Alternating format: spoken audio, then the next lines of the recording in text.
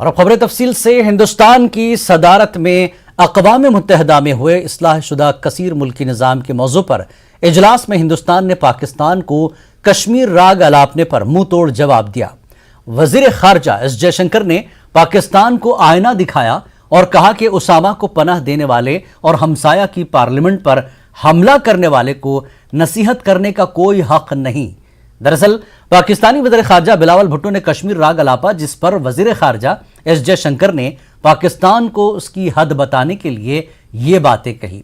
वज़ीर खारजा एस जयशंकर ने मजीद कहा कि जो शय सारी दुनिया को नाकाबिल कबूल हो उसके जवाज का सवाल ही पैदा नहीं होता। इसका इतलाक यकीनी तौर पर सरहद पार दहशतगर्दी की एआनत पर होता है। आज भी हिंदुस्तान अक़वाम मुत्तहिदा में एक इजलास की सदारत करेगा। यह इजलास दहशतगर्दी से निपटने के मौजू पर है।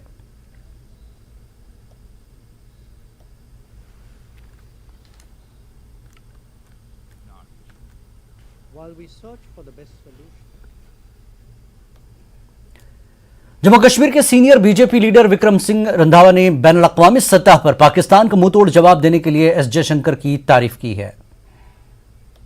रंधावा जी, क्या कहेंगे जो ये आज जिस तरह से मुंह की खानी पड़ी है पाकिस्तान को, क्या लगता है कि ये बाज नहीं आ रहा? देखिए, मुझे लगता है कि ये अब जग जाहिर हो चुका है कि लातों को भूत बातों से नहीं मानते हैं और पाकिस्तान को उसकी हैसियत दिखाना। वर्तमान में भारत जो नरेंद्र मोदी जी की क़यादत में सारी दुनिया में अपना लोहा मनवा चुके हैं, वो बेहतरीन तरीके से जानते हैं कि पाकिस्तान को कैसे सीधा करना है।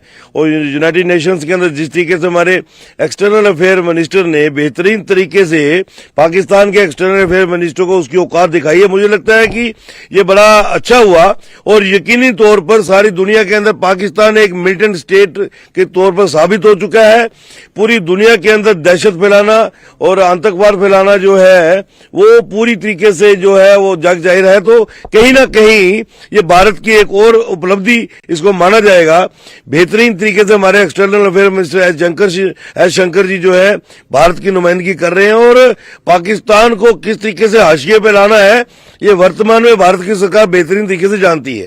तो आपको लगता है जिस तरह से पाकिस्तान बार बार दखल देता है कश्मीर इशू पे और ऊपर से उसके अपने हालात ठीक नहीं है और यहाँ मिलिटेंसी को बढ़ावा भी बराबर दे रहा है, तो ये एक जो फर्म जिस तरह से उसके खिलाफ करारा जवाब जो दिया जाता है, तो ये कहीं ना कहीं पाकिस्तान को इससे सीख लेनी चाहिए और आगे ऐसी चीजें ना करनी चाहिए। देखिए, पाकिस्तान वो मुल्क नहीं है या पाकिस्तानी वो लोग नहीं है जो सबक सीख सके। इनको जो है वो सही तरीका जो है वो इंटरनेशनल फोरम पे नंगा करना ही है। और भारत ने जिस तरीके से पाकिस्तान को नकाबपोश किया है, ये जग जाहिर हो चुका है कि पाकिस्तान ऐसे नहीं सुधर सकता है। मुझे लगता है कि सारी दुनिया को इकट्ठा होना पड़ेगा पाकिस्तान को नक्शे से नास्तनबूद करने के लिए, अदरवाइज ये लोग सुधरने वाले हैं नहीं है। और यकीनी तौर पर नरेंद्र मोदी जी की क़यादत में जिस तरीके से भारत ने पूरी दुनिया में लोहा मनवाया है, आने वाले दिनों में पाकिस्तान को सही तरीके। साबिक वज़ीर आला और JKNC के नायब सदर उमर अब्दुल्ला ने UNSC में वज़ीर खारजा जयशंकर के बयान की हिमायत की। उमर अब्दुल्ला ने कहा कि NC हमेशा पड़ोसी ममालिक के साथ अच्छे ताल्लुकात की ख्वाहिश रखती है, लेकिन पाकिस्तान जैसे ममालिक को भी भारत के तहफ़्फ़ुज़ात दूर करने की कोशिश करनी चाहिए। पाकिस्तान ने भी अटैक किया, ये तू मैं का सिलसिला चलता रहता है। पहले तो पाकिस्तान ने अटैक किया, फिर उस अटैक का जवाब हमारे एक्सटर्नल अफेयर्स मिनिस्टर ने दिया। ये सब चलता रहता है। हम नेशनल कॉन्फ्रेंस वाले हम हमेशा से इस बात के इस बात को हम दोहराते रहे कि हम अच्छे रिश्ते चाहते हैं। हम पड़ोसियों के दरमियान, चाहे वो हिंदुस्तान चीन हो, चाहे हिंदुस्तान पाकिस्तान हो, नेपाल हो, बांग्लादेश हो, श्रीलंका हो, हम चाहते हैं कि पड़ोसियों के साथ अच्छे रिश्ते हों। लेकिन हम ये भी जानते हैं कि अच्छे रिश्तों के लिए दोनों मुल्कों को काम करना होगा। इकलौता ये जिम्मेदारी हिंदुस्तान की नहीं है। पाकिस्तान को भी हिंदुस्तान की जो कुछ कंसर्न्स हैं, जो परेशानियां हैं, उनको दूर करने में कुछ कदम उठाने चाहिए। कांग्रेस के तर्जुमान कपिल सिंह ने कहा कि शिमला मुआहदे के बाद अक़वाम मुत्तहिदा के दरवाजे पाकिस्तान के लिए बंद हो गए हैं और पाकिस्तान अपने अंदरूनी मसाइल से तवज्जो हटाने के लिए जानबूझकर कश्मीर का मसला उठाने की कोशिश कर रहा है, जिससे सख्ती से निपटा जाना चाहिए। कपिल सिंह हमारे साथ मौजूद हैं। कपिल, सिक्योरिटी काउंसिल में पाकिस्तान की तरफ से कश्मीर मुद्दा उठाया गया है, जिसको दो टूक जवाब भी दिया गया है कि ओसामा को पनाह देने वाले की सलाह नहीं चाहिए। कांग्रेस पार्टी कैसे देखती है पाकिस्तान के इस कदम को? 1971 में जब पाकिस्तान के दो टुकड़े किए गए तो शिमला एग्रीमेंट हुआ। स्वर्गीय श्रीमती इंदिरा गांधी जी ने पाकिस्तान को झुकाकर शिमला एग्रीमेंट किया और शिमला एग्रीमेंट में यह था कि भारत पाकिस्तान जम्मू कश्मीर के मुद्दे को आपस में बैठकर रिजॉल्व करेंगे। लेकिन आप तो जानते हैं कि पाकिस्तान को थूकर चाटने की आदत है और इसीलिए वो बार बार यूनाइटेड नेशन में मुंह की खाने जाता है। और शिमला एग्रीमेंट के बाद यूनाइटेड आंतरिक मसले हैं वो बहुत ज़्यादा है, उससे संभलते नहीं है और पाकिस्तान की बात हमेशा कोई भी प्लेटफॉर्म हो उस पर उठाई जाती है। कैसे देखते हैं इस चरित्र को पाकिस्तान? देखिए, जब राजनीतिक रूप में पाकिस्तान के राजनेता कमजोर होते हैं तो वो कश्मीर का राग बार बार अलापते हैं और इस तरह की बातें करते हैं। और हमारा जो फॉरेन डिपार्टमेंट है, भारत सरकार जो है, हम ये समझते हैं कि आज वो इतनी अक्षम नहीं है कि पाकिस्तान और चीन को जवाब देना तो दूर, नेपाल आज हमें आंखें दिखा रहा है। नेपाल हमारी 7,500 एकड़ से ज्यादा जमीन जो है वो कब्जा चुका है, तो नेपाल को ही कम से कम माकूल जवाब दे दिया जाए।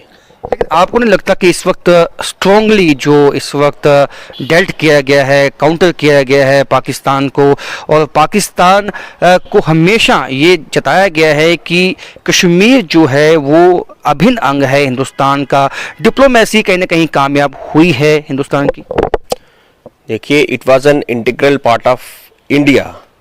जम्मू कश्मीर के बारे में अमित शाह जी खुद ही संसद पटल पे कह चुके हैं।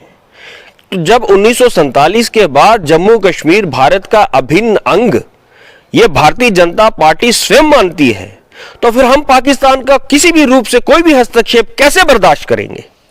आतंकवाद की फैक्ट्री पाकिस्तान में है, ये दुनिया जानती है। ओसामा वहां पे मिला था, तो आपको लगता है पाकिस्तान के पास कोई बेस नहीं है? किस मुंह से वो ये उठाता है बातें? मैंने कहा ना, उसे थूक कर चाटने की आदत है। और हमारे फॉरेन डिपार्टमेंट को चाहिए, हमारी फॉरेन मिनिस्ट्री को चाहिए, भारत सरकार को चाहिए कि जो वादे जनता के साथ उन्होंने किए थे कि पाकिस्तान को इस दुनिया के नक्शे से मिटाने के, वो जब तक वो वादे पूरे नहीं होंगे, पाकिस्तान के अंदर जो आतंकवाद की फैक्ट्री चल रही है वो कैसे बंद हो सकती है? तो इनका साफ कहना है कि पाकिस्तान हमेशा मुंह की खाता है। वजारत दाखिला ने पार्लिमानी स्टैंडिंग कमेटी को जानकारी फराहम करते हुए कहा कि जम्मू कश्मीर में म्यूनसिपल काउंसलर्स और कमेटियों के मुंतखब नुमाइंदों को सुपरवाइजरी गाड़ियां फराहम करने के मुतालबे को कॉम्पिटेंट अथॉरिटी पहले ही मंजूरी दे चुकी है और इस ताल्लुक से गाड़ियां भी किराए पर ली जा रही हैं। MHA ने कहा कि J&K पुलिस के सिक्योरिटी विंग ने वजारत दाखिला की तरफ से जारी करदा येलो बुक में बयान करदा रहनुमा खतूत और इंटेलिजेंस एजेंसियों की तरफ से खतरों की बुनियाद पर तरतीब दी गई रिपोर्ट के मुताबिक अफराद को सिक्योरिटी फराहम करता है। इसके अलावा बताया गया कि सिक्योरिटी रिव्यू कोऑर्डिनेशन कमेटी के जरिए अफराद की सिक्योरिटी का वक्तन फवक्तन जायजा भी लिया जाता है और सिक्योरिटी विंग की तरफ से खतरे से दो चार अफराद के हवाले से जरूरी सिक्योरिटी इंतजाम किए जाते हैं। पार्लिमानी स्टैंडिंग कमेटी बराए उमूर दाखिला ने इस बात को सराहा कि हुकूमत ने हाउस बोट के मालिकान के मुतालबे पर खातिर ख्वाह तवज्जो दी है। इस सिलसिले में हाउस बोट मालिकान को उनके हाउस बोट्स की मरम्मत या तामीर नौ के लिए रियायती शरह पर लकड़ी फराहम की जाएगी। ताहम हाउस बोट के मालिकान जो अपना हाउस बोट कारोबार बंद करना चाहते हैं, उनकी बाज़ाबातकारी की पॉलिसी के लिए कमेटी की सिफारिश पर तवज्जो नहीं दी गई। इसके लिए कमेटी एक बार फिर हाउस बोट मालिकान के लिए बाज़ाबातकारी की मुनासिब पॉलिसी के लिए अपनी सिफारिश का इयादा करती है। Jammu Kashmir legal services authority ने जूनियर लीगल असिस्टेंट्स के ओहदों के लिए हुए इम्तिहान को मनसूख कर दिया। यह इम्तिहान 13 नवंबर 2021 को मुनक्किद हुआ था।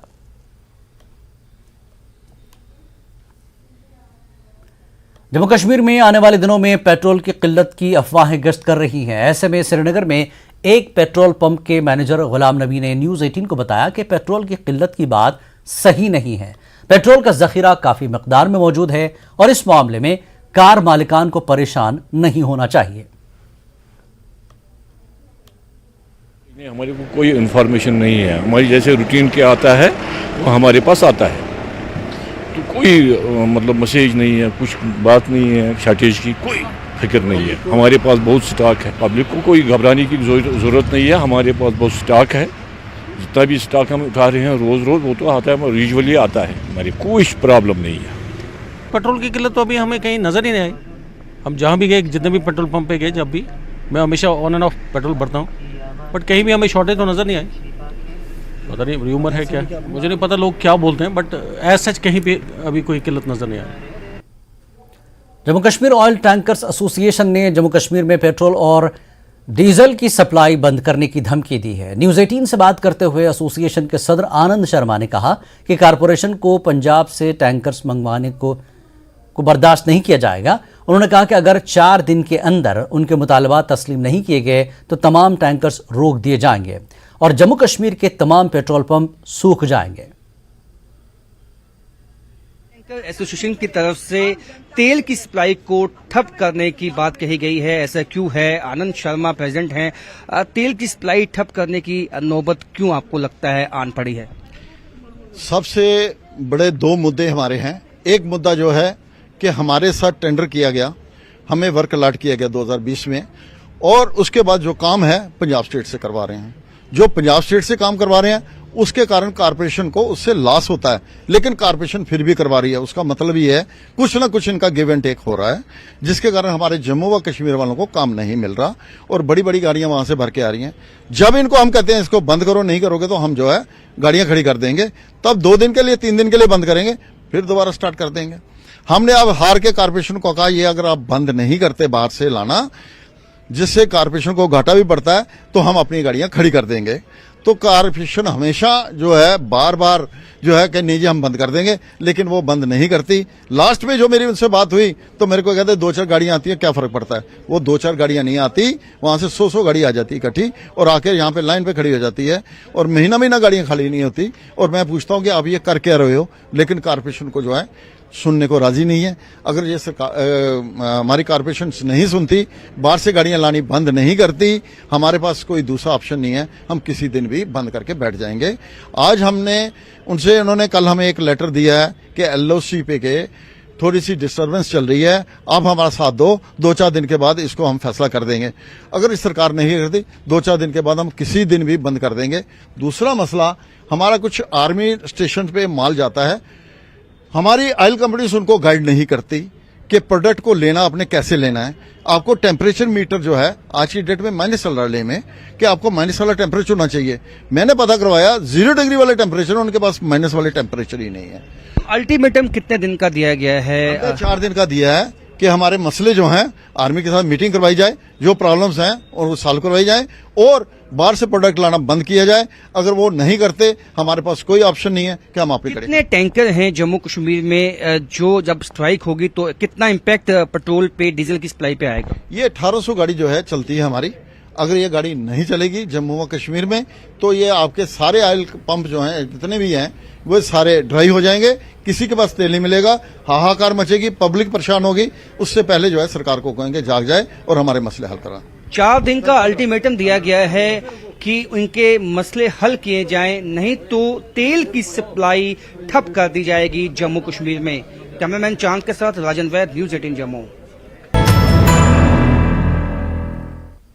कश्मीर न्यूज में एक बार फिर आपका इस्तकबाल है। वादी कश्मीर में काम करने वाले रिजर्व कैटेगरी के मुलाजमीन ने मिलिटेंट तंजीम TRF की तरफ से पंडित मुलाजमीन को दी गई ताज़ा तरीन धमकियों पर गहरी तशवीश का इजहार किया है। रिजर्व कैटेगरी की मुलाजिमा रजनी वाला के कत्ल के बाद ये मुलाजमीन जम्मू में 198 दिनों से एहतजाज कर रहे हैं। एहतजाज करने वाले मुलाजमीन का कहना है कि वो दहशतगर्द तंजीमों की जानब से मुसलसल धमकी आमेज खतूत जारी होने की वजह से बहुत खौफजदा है। उन्होंने LG इंतजामिया से ट्रांसफर पॉलिसी बनाने की अपील की।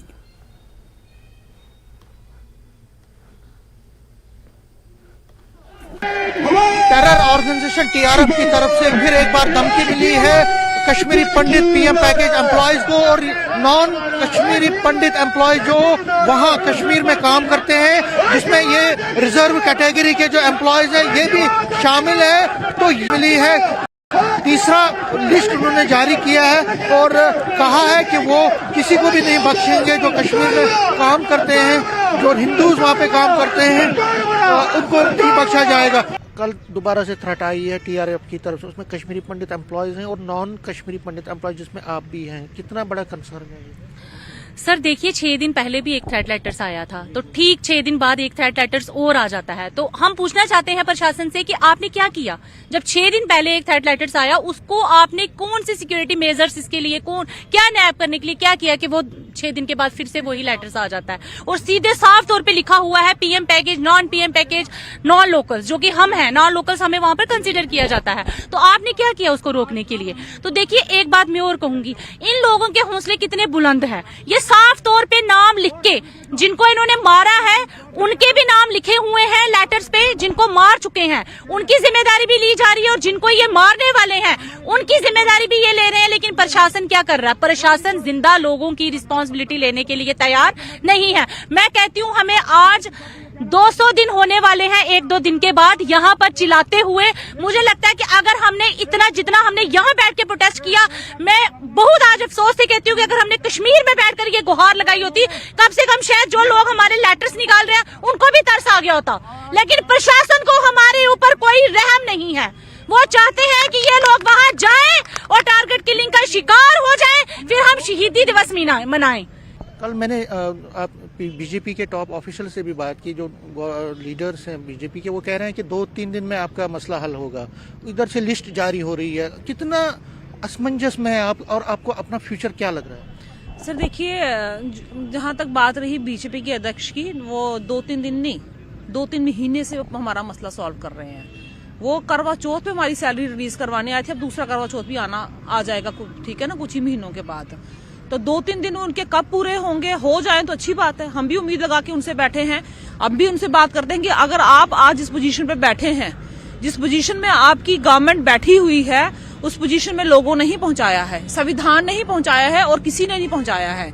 तो आज हम उनसे पूछते हैं कि हमने इस दिन के लिए आपको पहुंचाया था कि आज आप हमें करवा चौथ का बोल के जाएंगे, तो इधर नया साल भी आने वाला है, फिर भी हम सड़कों पे बैठे हुए हैं। क्या हमने आज आपको इस दिन के लिए बिठाया था कि हमारे बच्चे जब गुहार लगाएं, हमारे माँ बाप जब मीडिया में आकर रोना शुरू कर दें, तो वो 2-3 दिन पता नहीं कितने दिन हो जाएंगे। और रही सबसे बड़ी बात, ये लेटर्स आ रहे हैं, थ्रेट लेटर्स आ रहे हैं, ठीक है, इनसे इंसान डरता है ना, इनसे इंसान डर लगता है। लेकिन उससे भी ज्यादा डर पता कब लगता है सर? जब अपनी ही एडमिनिस्ट्रेशन सेफली प्ले करे और अपने हाथ पे हाथ रख के बैठे रहे, तब ज्यादा डर लगता है। इस चीज से कोई भी नहीं डरेगा। अगर एडमिनिस्ट्रेशन अपना रोल सही प्ले करे, हमारे साथ खड़ी रहती ना, हम इन चीज से नहीं डरते। लेकिन हमें आज ज्यादा डर इसलिए है क्योंकि हमारी एडमिनिस्ट्रेशन सोई हुई है। तो मैं सोचता हूँ कम से कम प्रशासन में बैठे लोगों को ये देखना चाहिए कि आज तक जो सोर्स इसका है, अभी तक उस पे ऊपर कार्रवाई नहीं हुई। तो थ्रेट लेटर निकालना, फिर टारगेट किलिंग को रोकना, ये बहुत बड़ा प्रश्न है आज की स्थिति में। और मैं दूसरी बात ये कहता हूँ, आज की स्थिति में सबसे बड़ा सेफ जो है वो ये है कि इनके लिए एक ट्रांसफर पॉलिसी बननी चाहिए। और जब तक कश्मीर में हालात में कोई बेहतरी नहीं आती है, इन थ्रेट लेटर को रोका नहीं जाता है और इनके लिए सेफ और सिक्योर अकोमोडेशन की बात नहीं होती है, तब तक इनको फोर्स ना किया जाए कि ड्यूटी को रिज्यूम करें। जो एम्प्लॉयज हैं यहाँ पे, नॉन कश्मीरी पंडित पीएम पैकेज एम्प्लॉयज, जो रिजर्व कैटेगरीज के एम्प्लॉयज हैं, इनका भी ये कहना है कि ये सहमे हुए हैं, बहुत परेशान हैं। और जिस तरह से बार बार टीआरएफ की तरफ से ये लिस्ट जारी हो रहे हैं, उसके बाद सरकार को जागना चाहिए। इनके लिए जो ट्रांसफर पॉलिसी का जो एश्योरेंस भी मिला है एलजी एडमिनिस्ट्रेशन की तरफ से, उस पर जल्द से जल्द कार्रवाई होनी चाहिए, ताकि इनकी हिफाजत हो सके और उनकी जो फैमिलीज हैं वो भी राहत की सांस लें। कैमरामैन आशू के साथ में समीर भट्ट, न्यूज़ 18 जम्मू। जेके अपनी पार्टी के सदर सैयद अल्ताफ बुखारी ने आज कहा कि नया लैंड लॉ जालिमाना है और उनकी पार्टी इस पर अमल दरामद की इजाज़त नहीं देगी। बुखारी ने मीडिया से गुफ्तगू करते हुए कहा कि अगरचे स्टेक होल्डर्स को इस इक़दाम की मुखालफत करनी चाहिए, लेकिन सियासी जमातों को इसे सियासी मसला नहीं बनाना चाहिए। उन्होंने PSA को ख़त्म करने के बारे में NC के नायब सदर उमर अब्दुल्ला के तबसरों का खैर मकदम किया। उन्होंने कहा कि PSA को ख़त्म करना एक अच्छा कदम है और हमें सिर्फ इसकी खातिर उसकी मुखालफत नहीं करनी चाहिए। इस पे अमल की ही नहीं जा सकती है। It can not stand the test of scrutiny of law, number 1। Number 2, it is inhuman, it is totally inhuman. हमने कल से इस पे इसलिए कोई तबसरा नहीं किया था क्योंकि हम नहीं चाहते थे कि ये सियासत की नज़र हो जाए। अब चूंकि यहाँ के सियासतदानों को तो वो दे आर लाइक वल्चर्स, उनको तो कुछ चाहिए कि मुद्दा मिले, वरना if it was left to Altaf Bukhari and Apni Party, हम ये मसला हल करवाते, हम इसको इशू नहीं बनाते। क्यों, हमें कहते हैं ना, आम खाने से गरज है, पेट गिनने से नहीं। लेकिन मैंने कहा यहाँ तो वल्चर्स बैठे हुए हैं, सियासतदान हर मुद्दे को राई का पहाड़ बनाना चाहते हैं ताकि फिर लगे कि पहाड़ को हमने फतह किया। यहाँ कोई ना पहाड़ फतह करता है और ना यहाँ राई कोई फतह करता है। यहाँ हमारे लोगों को तंग करने की कोशिशें की जाती है, चाहे वो जम्मू के लोग हों या कश्मीर के लोग हों। ये कवानीन जो लाए गए हैं, अपनी पार्टी पूरे with full confidence we say these draconian laws cannot be implemented, will not be allowed to be implemented. Land lease के मामले पर उमर अब्दुल्ला ने कहा कि लीज पर दी गई जमीन पर पहला हक मौजूदा लीज होल्डर्स को दिया जाना चाहिए और अगर एलजी ऐसा करेंगे तो उन्हें कोई एतराज नहीं है। लेकिन मौजूदा तनाजुर में ऐसा लगता है कि हुकूमत नई तरामीम के फवायद बाहर के लोगों को फराहम करने की कोशिश कर रही है, जो कि मकामी लीज होल्डर्स के साथ सरासर नाइंसाफी होगी। अपनी पार्टी के तर्जुमान मुंतजिर मोहिउद्दीन ने लैंड लीज मामले पर बयान दिया। उन्होंने कहा कि मरकज और एलजी इंतजामिया को चाहिए कि वो अवामी नुमाइंदों, ताजिर तंजीमों और सनती इदारों के नुमाइंदों के साथ इस मामले में तबादले ख्याल के बाद कोई फैसला लें। उन्होंने मकामी तालीम याफ्ता नौजवानों को रोजगार से जोड़ने पर तवज्जो देने की बात कही है। बेटर तो यही रहता है कि अगर यहाँ के लोकल इंडस्ट्रियलाइजेशन पर फोकस किया जाता, यहाँ के पढ़े लिखे लड़कों और लड़कियों को एक चांस दिया जाता, एक मौका दिया जाता अपना रोज़गार खुद कमाने का, उनको देते लीज पे, तो ये बाहर के लोगों को इसमें करप्शन का बहुत बड़ा हाथ है। इनको इन प्रोजेक्ट्स पे बड़ी बड़ी ये सब्सिडीज़ होती हैं, तो उनको अवेल कराने के लिए अपने लोगों को यहाँ लाते हैं। अल्टीमेटली उसका हमें ज़मीनी सतह पे कोई ना फ़ायदा हुआ है पास्ट में, ना आइंदा हम कोई ऐसे उम्मीद करते हैं कि कोई हमसे इससे कोई फ़ायदा होगा। स्टेक होल्डर से पब्लिक रिप्रेजेंटेटिव्स है, उनको मशवरे में लिया जाता। अगर एक चेंज लानी है, एक तब्दीली लानी है, तो किस तरह से हम एम्प्लॉयमेंट सेक्टर को मजबूत करें, किस तरह से हम इंडस्ट्रियल सेक्टर को मजबूत करें, उस चीज़ के लिए ज़रूरी है। नए अराजी ग्रांट रूल्स के हवाले से बात करते हुए सीनियर सियासतदान और पीसी लीडर खुर्शीद आलम ने कहा कि मरकजी हुकूमत ने हमारी ज़मीनें बचाने का वादा पूरा नहीं किया। किसी को भी कमर्शियल गैर तिजारती ज़मीन लीज पर दी जा सकती है और यह आवाम के साथ नाइंसाफ़ी है। लेकिन अब आप देखिए, एक और तरीके से, उनका एक खामोश तरीके से एक और अमेंडमेंट, एक और ऑर्डर कर दिया गया ग्रांट्स करके। अब उसमें कोई लिहाज नहीं रखा गया है, ना डोमोसाइल का, ना उस वादे का कि ज़मीनें आपके पास रहेंगी। अब कारपेंटर बाहर का आ जाएगा, वो भी ले सकता है लीज पे, कोई भी बाहर का आदमी आ सकता है, कोई भी ऑर्गेनाइजेशन आ सकती है, कमर्शियल और नॉन कमर्शियल, उसको दिया जा सकता है। ये रियासत जम्मू कश्मीर के साथ एक बहुत बड़ी ज़्यादती है। The president of my organisation People's Conference Sajjad Qadir Lone साहब ने इसमें अपना रिएक्शन दिया है।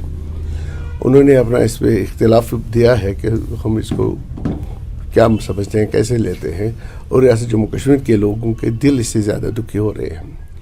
दूसरा आप देख लीजिए, जो लीज दी है, जो ऑलरेडी लोगों के पास है, ये उन कमर्शियल केसेस में कह रहा हूँ, तो यहाँ के लोगों ने जिनके पास लीज हैं इस वक्त, जिनके पास लीज ख़त्म होने वाले हैं, उन्होंने लाखों, बल्कि मैं कहूँगा करोड़ों रुपए उन ज़मीनों पे खर्च किए हैं, इंडस्ट्री डाली है, दुकान बनाया, कारखाना चल रहा है।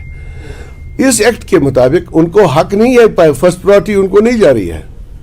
They are not being considered as a first party to be considered. तो ये जालिमाना, कहता हूँ अमेंडमेंट एक जालिमाना काम हुआ है। जम्मू कश्मीर के लोगों के मईशत पर भी, हमारी सोचों पर भी, हमारे एहसासात पर भी एक आरी ज़रब है। नेशनल कॉन्फ्रेंस के नायब सदर उमर अब्दुल्ला ने जिला अनंतनाग का अपना 3 रोज़ा दौरा मुकम्मल किया। जिला अनंतनाग के 7 असेंबली हलकों में उमर अब्दुल्ला ने कारकुनों से खिताब किया और पार्टी लीडरान को मुजवज़ा इंतखाबात संजीदगी से लेने की तलकीन की।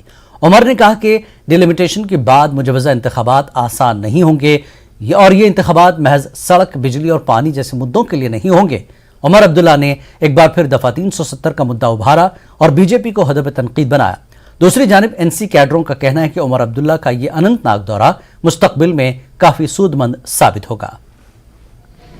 हमसे जो वादे हुए थे उन पे कोई वक्त की पाबंदी नहीं थी। जो जम्मू कश्मीर को खसूसी दर्जा दिया गया था 1947 में, उस पर कोई वक्त की पाबंदी नहीं थी।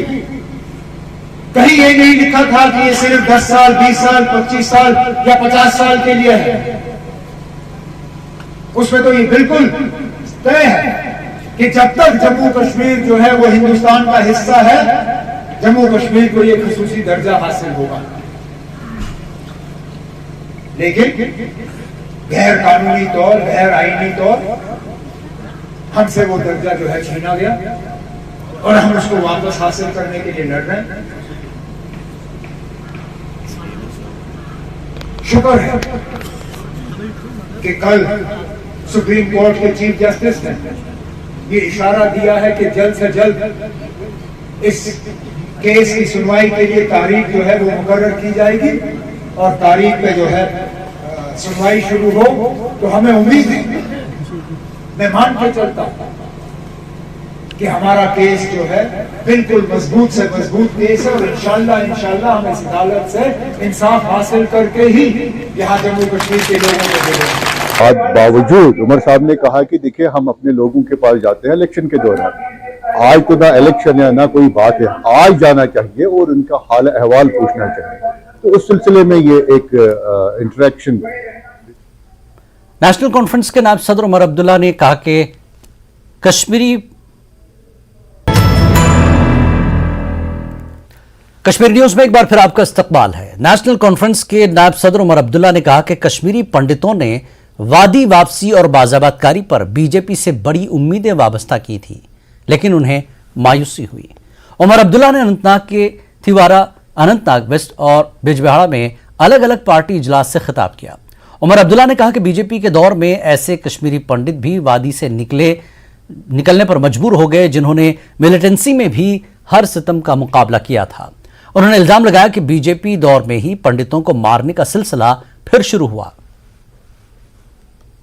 इनको बीजेपी से ये बीजेपी के गुण गाते थे कि बस जी बीजेपी वाले आएंगे हमें बसाएंगे।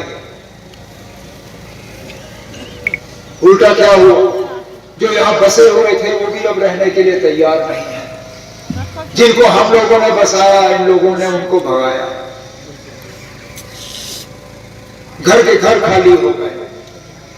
जिन लोगों ने मिलिटेंसी के सबसे बुरे दौर में भी कश्मीर की वादी को छोड़ने का काम नहीं किया, इनके दौर में उन लोगों को गोलियों का शिकार बनाया गया। किन किन के नाम लो, चाहे वो श्रीनगर में दवाई की दुकान पे बैठने वाले बिंदु या यूनाइटेड नेशंस के दफ्तर के पास कृष्णा ढाबा में बैठने वाले हमारे साथी जो 30 साल यहां से भागे नहीं, लेकिन इस दौर में जहां पे इन्होंने अमन का वादा किया था, इस दौर में उनको छोड़ के भागना पड़ा। तो फिर कौन सा वादा यहां के लोगों के साथ पूरा हुआ? तभी तो हम कहते हैं ना कि हमारी जिम्मेदारी जो है वो इतनी सिर्फ ये नहीं है कि हमें इलेक्शन लड़के हुकूमत बनाना है। श्रीनगर की इंटरनेशनल विशु खिलाड़ी सादिया तारिक ने रवा साल रूस में मुनक्कदा मुकाबले में इंडिया के लिए गोल्ड मेडल हासिल किया है। शानदार कामयाबी पर सादिया को दिल्ली में तहनीत पेश की गई। पेश है हमारे दिल्ली नुमाइंदे खुर्रम शहजाद की सादिया तारिक और उनकी वालिदा से खास बातचीत। पहुंची खेलने के लिए, बस एक ही चीज़ दिमाग में थी कि सादिया गोल्ड लेके ही जाना है। तो जो टूर्नामेंट का नाम था वो था मॉस्को वुशु स्टार्स चैंपियनशिप। तो वहाँ पे मेरा गोल्ड था। तो जो मेरी पहली बाउट थी वो कजाकिस्तान के साथ थी। तो पहले तो मैंने उसको हरा दिया, तो थोड़ा कॉन्फिडेंस और मोटिवेशन मिली कि नहीं अगली फाइट खेलनी है, उसमें भी गोल्ड लेना है, वो भी जीतना ही है, अपने इंडिया और अपने जेन के लिए गोल्ड लेना है।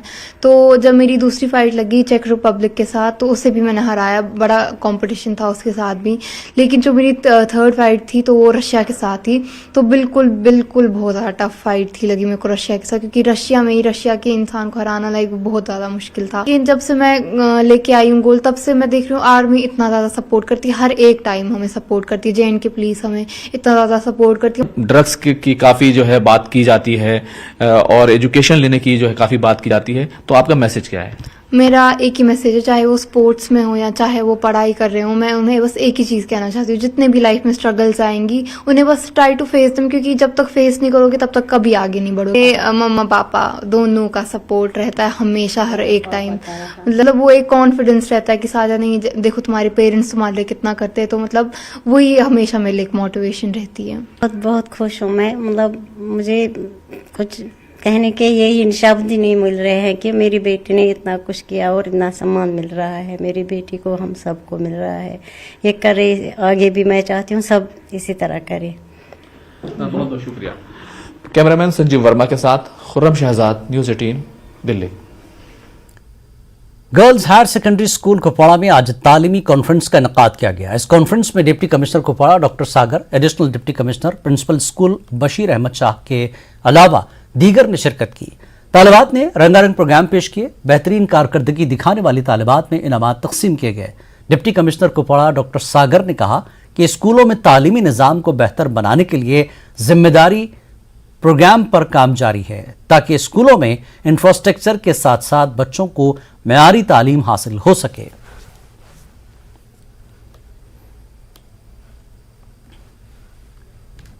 हो तो ये मिट्टी बहुत ज़रख़ेज़ है साकी, तो थोड़ी सी खराश तराश की ज़रूरत है, माहौल की ज़रूरत है। हम कोशिश करते हैं ये कि क्लासेस में एक अच्छा माहौल बने, तमाम इंस्टीट्यूशन में, तमाम इदारे में एक अच्छा तालीमी माहौल बने। तो इस लिहाज से ये मेरी जिम्मेदारी बनती है कि मैं वो माहौल पैदा करूं। लेकिन इसके साथ साथ बच्चों को घरों में भी एक ऐसा माहौल होना चाहिए जिसमें वो अच्छा महसूस करें, ताकि वो अपनी सलाहियत में निखार ला सकें। पेरेंट्स को आपके माध्यम से ये बताना चाहते हैं कि अपने बच्चों पर नज़र रखें। अगर हमारे पास बच्चे 6 घंटे के लिए होते हैं, उनके पास 18 घंटे के लिए होती है, तो इसका मतलब ये है कि उनकी 3 गुना इनकी जिम्मेदारी बनती है कि अपने बच्चों पर नजर रख सके। जहाँ पे आप लोगों का ये पढ़ाई जो है ना तब काम आएगी जब आपने अच्छे से पढ़ा हो। टीचर हजरात हैं उनके लिए ज्यादा ये है, एक बच्चे को क्रिएटिव बनाने के लिए उसको क्रिएटिव टास्क देने चाहिए। अगर आप बायोलॉजी पढ़ाते हैं, अगर आप ट्रीज के बारे में पढ़ाते हैं, आई एम श्योर, इसका तो मुझे पूरा कॉन्फिडेंस है कि हमारे जो फील्ड में जब बच्चे जाएंगे तब उनको पता चलेगा what's a tree. Police, SDRF और फौज की जानिब से आज सुबह एक 9 उम्र लड़की की लाश को निकालने के लिए सर्च ऑपरेशन दोबारा शुरू किया गया, जिसने मुबीना तौर पर 4 दिन कबल दरिया जहलम में छलांग लगाकर खुदकुशी की थी। गुज़श्ता 3 दिनों से Wular conservation and management authority ने अपने जवानों और मिशनरी पर नौजवान की लाश को निकालने के लिए दबाव डाला। इसके अलावा मकामी माहिगिरों की बड़ी तादाद भी रेस्क्यू ऑपरेशन में हिस्सा लिया। वाजिर के पुराने शहर सोपोर की 9 उम्र लड़की ने जामिया कदीम के करीब हतीशा पुल से दरिया जहलम में छलांग लगाते हुए ये इंतहाई इक़दाम किया। उनकी रिपोर्ट्स हमने कलेक्ट की तो ये वो स्पॉट है जहाँ पर उसने छलांग लगाई उनसे, और यहाँ पर हमने उनके मशवरे भी हमने यहाँ पर हासिल किए उनसे, और उनकी निशानदी जहाँ से वो करते हैं कि कहाँ पर लाश हो सकती है, क्या हो सकती है, उस जगह पे भी हमने पूरी सर्च की है। लेकिन हम ज़्यादा कुछ नहीं कह सकते हैं कि जिस तरह की हमने सर्च की, यहाँ पर लाश की ऐसी जगह पे फंसी हुई है जिसको फिलफोर निकालना नामुमकिन है। 3 दिनों से लगातार कोशिश कर रहे हैं। अब ऐसा लग रहा है कि इसके साथ हमें अटैचमेंट हो गई है। वी आर ट्राइंग, कोशिश कर रहे हैं, जो भी हमसे बन पा रहा है हम कर रहे हैं। श्रीनगर के टीआरसी फुटबॉल स्टेडियम में nation first winter sports festival का इफ्तिताह किया गया। इस तकरीब के मेहमान खुसूसी chief secretary doctor Anil Kumar Mehta रहे। इस स्पोर्ट्स फेस्टिवल का मकसद नौजवानों को खेलों से जोड़ना और मनशियात और दीगर गैर समाजी सरगर्मियों से दूर रखना है। सर्दियों के दौरान खेलों की सरगर्मियों को जिंदा रखने और बच्चों को इंटरनेट के गलत इस्तेमाल से दूर रखने के लिए एलजी इंतजामिया ने स्पोर्ट्स काउंसिल के ताउन से फेस्टिवल मुनक्किद किया। आज के इवेंट में खिलाड़ियों ने कसीर तादाद में शिरकत की। हमारे सरमाई मंथ्स होते हैं, काफ़ी ज़्यादा डल एक्टिविटी हो जाती है बिकॉज कोल्ड होता है, बट एक स्पोर्ट्स पर्सन विंटर में भी आता है, खेलता है, यहाँ की फील्ड्स में बने रहता है। आप शाम को देखिए यहाँ फुटबॉल, पार वाली जगह पे क्रिकेट, इंडोर स्टेडियम्स में हर गेम हमने स्पोर्ट्स विंटर कार्निवल का नाम दिया है।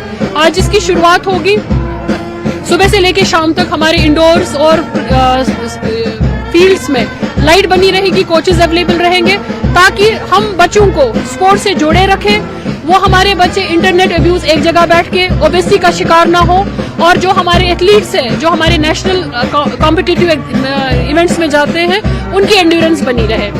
क्योंकि स्पोर्ट्स जो जुड़ा है वो जवानों से जुड़ा है, जवान कौम की मीरास है, यही हमारा सरमाया है। As administrator, as a parent मैं ये समझती हूँ, और इस चीज को ऑनरेबल एडमिनिस्ट्रेशन, एलजी साहब की एडमिनिस्ट्रेशन हर बार इम्पेटस देती है, हर बार जोर देती है कि ज्यादा से ज्यादा बच्चों को स्पोर्ट्स से जोड़े रखें। मैं इंटरनेशनल ताइक्वांडो प्लेयर रह चुका हूँ, मैंने काफ़ी स्टेट्स और डिस्ट्रिक्ट्स नेशनल्स खेले, उसके बाद अल्हम्दुलिल्लाह मैं इंटरनेशनल के लिए भी सिलेक्ट हो गया था। और यहाँ की बात करें तो विंटर्स आने वाले, विंटर्स में स्कूल्स ट्यूशन्स बंद रहते, तो बच्चे घर पे बैठे रहते, तो गवर्नमेंट का हमें शुक्रिया अदा करना चाहिए कि उनने ऐसे इवेंट्स यहाँ पे किए कि बच्चे भी यहाँ पे खेल कूद में रहते, उनकी स्पोर्ट्स की फिटनेस जो होती है, फिटनेस में आते हैं बच्चे। देखा जाएगा कि अभी जो नए जनरेशन के स्टूडेंट्स होते हैं वो काफ़ी ड्रग्स में जाते हैं, बट अभी हमें गवर्नमेंट का शुक्रिया अदा करना चाहिए कि उनने ऐसे इवेंट्स यहाँ पे रखे हुए हैं कि बच्चे यहाँ पे आ रहे हैं, अपनी फिटनेस कर रहे हैं, अपनी फिटनेस बढ़ा रहे हैं। यहाँ पर आकर बहुत अच्छा लग रहा है, और ये जो स्पोर्ट्स इवेंट हो रहे हैं इनसे बच्चे बूस्टअप भी होंगे, और ये इनके लिए फिजिकली और मेंटली भी ठीक है, तो हमें बहुत अच्छा लग रहा है। फुटबॉल खेलता हूँ जेके फुटबॉल एकेडमी ईदगाह में, और यहाँ पर आज हमें इनवाइट किया गया है इतने बड़े यहाँ टीआरसी में जो है यहाँ पर आज। तो मैं चाहता हूँ कि ऐसे जो है ऐसे इवेंट्स जो है हमेशा चलते रहे ऐसे ही कश्मीर में, क्योंकि जो आजकल आप देख सकते हैं कि डिप्रेशन कैसे लोगों में जा रहा है, बच्चों में खासकर, और इससे मतलब सुसाइड रेट भी ज़्यादा बढ़ रहा है। तो मतलब ये हमें हेल्प कर सकता है कि हम उस डिप्रेशन से मतलब वापस आ सके और हम अपनी लाइफ इंजॉय कर सके। तो मैं अपील करना चाहता हूँ ये इनको कि ऐसे इवेंट जो है वो हमेशा आते रहे, खासकर विंटर में, क्योंकि हम इससे मेंटली भी और एज वेल एज फिजिकली भी हम इससे फिट रहेंगे। मेंढर के ढनाना इलाके में पीर खाना दरगाह बनी शरीफ 3 रोज़ा उर्स पाक बड़ी शान शौकत के साथ मनाया गया। उर्स में खित्ते पीर पंचाल से हज़ारों की तादाद में अकीदतमंदों ने शिरकत की है। इस मौके पर दीन तालीमात पर तफसीली रोशनी डाली गई। जम्मू कश्मीर समेत मुल्क भर में अमन व अमान की सूरत हाल कायम रहने और मुल्क की तामीर और तरक्की के लिए दुआएं भी की गई। इस साल इंशाल्लाह हमने 3 दिन का प्रोग्राम बराबर चलाया है, और मैं दुआ करता हूं कि जितने भी इस दरबार में आज 3 दिन से लेकर के काफ़ी तादाद में लोगों ने यहाँ हिस्सा लिया है, और जिसमें उलमाए किराम, सादात इज़ाम और ख़ानदान के लोग और बाकी चाहने वाले मुहिबीन, मुरीदीन, मुखलिसीन, मुआविनीन काफ़ी लोग यहाँ पहुँचे हैं। मैं सबको शुक्रिया अदा करता हूँ, और ख़ास करके इंतज़ामिया को शुक्रिया अदा करता हूँ कि जो काफ़ी दिनों से दिन रात जो है ये एक विलायत से मोहब्बत करते हुए, वलियों से मोहब्बत करते हुए, सादात से मोहब्बत करते हुए उन्होंने अपना एक जोश दिखाया है। पुलवामा के डिस्ट्रिक्ट इलेक्शन अफसर बसीरुल हक चौधरी ने जिले में पंचायती इलेक्टोरल अफसर फहरिस्त में नामों का इंदराज कराने में हिस्सा लेने की तमाम अफराद से अपील की है। उन्होंने बताया कि रवां साल 21 दिसंबर से इनरोलमेंट का आगाज हो रहा है। बसीरुल हक चौधरी ने मीडिया को तफसीलात से वाकिफ कराया। हमारा रिवाइज जो समरी रिवीजन जिसको हम बोलते हैं कि जो पंचायती रोल, पंचायत के जो इलेक्टोरल रोल है उसके लिए जो हम करते हैं, तो इसमें बढ़ चढ़ कर हिस्सा लें ताकि कोई भी एक एलिजिबल वोटर जो है वो छूटना नहीं चाहिए। इसमें ये कि ये हमारा इलेक्टोरल रोल जो रिवीजन का पंचायती इलेक्टोरल रोल जो है ये इसको हम दोबारा से रिवाइज़ करेंगे, और जिसकी डेट जो मैंने आपको बताया कि 21/12/2022 से स्टार्ट हो जाएगी। तो आपके माध्यम के ज़रिए भी, आपके ज़रिए भी मेरी आपसे भी यही अपील है कि ये जो है ये कवरेज इसकी जो है वो अच्छी होनी चाहिए, ताकि हर पंचायत में बैठा हुआ जो एलिजिबल वोटर है वो इस चीज़ के बारे में अवेयर हो और वो अपना नाम रजिस्टर कराए, ताकि आने वाला जो पंचायत का इलेक्शन होगा एज़ पर रूल, तो उसमें जो है वो अपना बढ़ चढ़ कर हिस्सा ले।